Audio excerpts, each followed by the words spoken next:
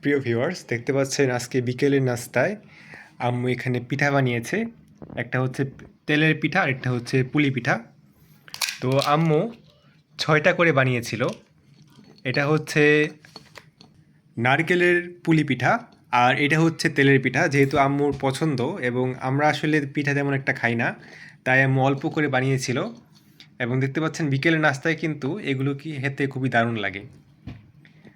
তো এটার মধ্যে দেখতে পাচ্ছেন নারকেল দেওয়া হয়েছে। আর সেই সাথে বিকেলে আম্মু আমাদের জন্য চা নিয়ে এসেছে। ছোটো ভাইয়ের জন্য এটা হচ্ছে কফি, আর আমার এবং আম্মুর জন্য এটা হচ্ছে হার্বাল চা। এটার মধ্যে তুলসী পাতা দেওয়া হয়েছে, সাথে আদাও।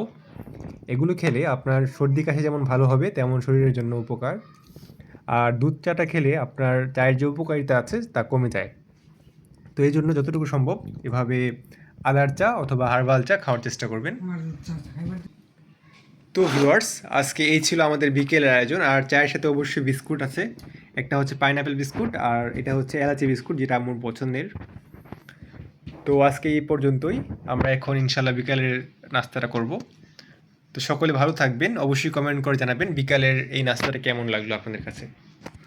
আল্লাহ হাফিজ।